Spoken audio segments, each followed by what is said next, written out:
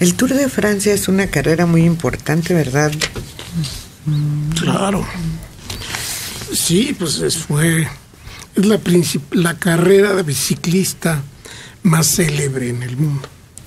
Aunque hay Tour de España también, que es equivalente en fama en España. Y el Tour de Italia, el Giro de Italia. Y ahí es donde se ponen a prueba los grandes ciclistas. Y es ahí donde lució sus habilidades como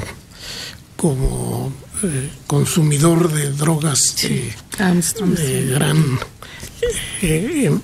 que dan gran capacidad de esfuerzo. Armstrong, sí. No es Neil Armstrong, es el otro. No, Neil Armstrong es el astronauta. Este es Armstrong, pero es... Sí. ¿Cuántos kilómetros recorren, Mario? ¿Tú sabes? Uy, son varios miles. Es de varios días, ¿verdad? Miles y varios días, sí. Pues ayer tuvo que ser interrumpida. Faltaban 187 kilómetros para la meta y el pelotón de ciclistas tuvo que detenerse debido a un ataque con algún gas. Varios corredores fueron atendidos en un coche médico para limpiar con agua y suero fisiológico los ojos de algunos ciclistas afectados. La carrera estuvo neutralizada por 20 minutos y el gas lacrimógeno que les lanzaron podía haber estado dentro de una bala de paja que desde la carretera fue arrojada en contra de los ciclistas. Faltaban 185 kilómetros para llegar a la meta. Y esto se debió a una protesta de un grupo de granjeros, pero pues a los que contra los que desquitaron su enojo fue con los ciclistas, porque no desde luego no sabemos por qué protestaron, pero sí tuvo que suspenderse y eso pues va a hacer que los que no iban muy bien pudieran recuperar un espacio en la carrera, ¿no? Creo que toman las medidas compensatorias para que la carrera sea representativa del esfuerzo y no pueda uno distinguir la carrera de este año de la anterior en estadísticas, ¿no? Y sí, pero son muy desmesurados en sus protestas muchas veces. Generalmente son productores de grandes exportaciones francesas que se han visto perjudicadas por producciones equivalentes en España, en Italia y todo esto. Agrícolas, ¿no? Que van desde la uva, obviamente el aceite de oliva y muchas otras, los quesos, por ejemplo. Que dicen que en Francia tienen la mayor cantidad de quesos de diferentes tipos del mundo, ¿no? Sí, eso decía, no sé si De Gaulle o alguien, que el gobernar Francia es muy difícil, sobre todo por la enorme cantidad de quesos que tiene. Y hay algunos que en verdad son muy ricos, pero hay otros que te los tienes que tomar así como cápsula de medicina. No, hay unos deliciosos. Sí, hay unos riquísimos. Esa ingesta de quesos es la prueba de que nosotros fuimos carroñeros en algún momento de nuestra existencia. Es decir, nos gusta lo que está podrido.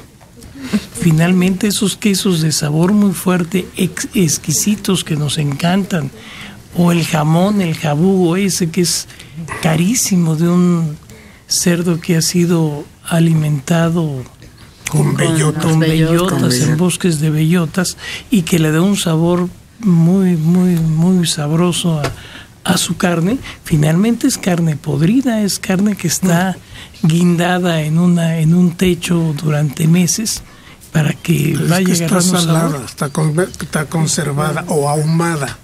Y es una forma de conservación que existe desde la época de los neandertales, ¿no? Pero sí, quien no distingue carne podrida de carne conservada, sí, pues está mal.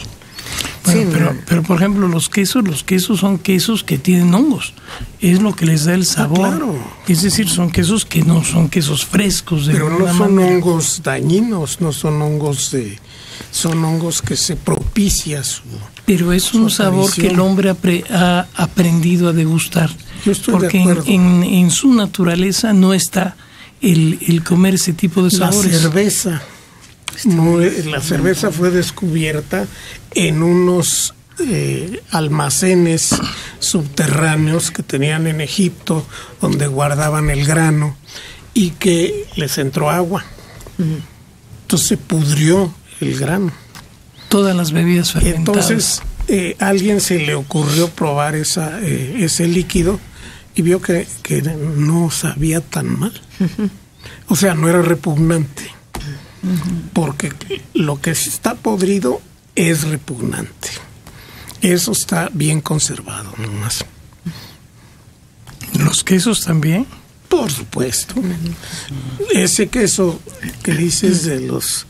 No sé si es el de las manchitas verdes, ¿cómo se llama?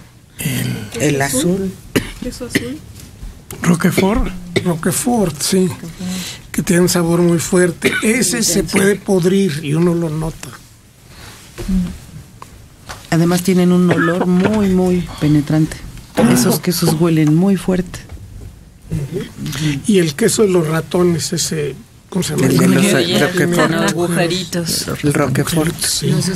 Ese es delicioso. Pero yo insisto, si es un estado de comienzo de descomposición, como el tepache, como cualquier bebida fermentada, el fermento es el comienzo de una descomposición. Si quieres verlo así, sí. Pero de que es distinta la descomposición a los procedimientos de conservación, desde luego, porque se hacen precisamente para que no se evitar descomponga la descomposición real. Esa es de ahí surge la necesidad de ahumar las carnes, como no había otra forma de hacerlo. Durante la época de verano, por lo menos en algunos sitios de España, empezaban a ahumar la carne porque después en invierno, que las heladas eran o son muy intensas, no tenían manera de tener matanza. Así es. Hay que cuidar a los animales durante esa época y entonces tenían que hacer su reserva. Y en las poblaciones más rústicas, sobre todo en León, que es donde hay una zona de turismo rural incluso, ahí tienen grandes espacios donde ahumaban todo tipo de carnes y donde iban almacenando para la época de las nevadas, que duraban a veces hasta 5 meses, nevadas muy intensas, y no podían sacar a los animales ni a caminar un poquito, los tenían guardados. Sí, y un producto así conservado llega a un nivel y así se queda. Sí. No continúa su deterioro hasta que se cae en pedazos, ¿no? Porque lo que provoca la pudrición es la humedad en la mayor parte de los casos. Entonces, al ahumar, la carne está prácticamente deshidratada. Sí. El 100%. Sí. No sé si han ido a algún restaurante español donde tienen ahí en la entrada o una pierna de jamón, donde llegan y le toman una rebanada y se la sirven a uno. Sí, que ya la temperatura ambiente no queda tan tiesa como cuando está en los almacenes de ahumado. Ya toma una textura ligeramente más suave, muy ligera, porque esas piezas ya no se van a echar a perder. ¿Pero qué le buscamos? Aquí tenemos la cecina. Sí, salada. La cecina en teoría debería estar putrefacta totalmente, y no, simplemente la sal la protege.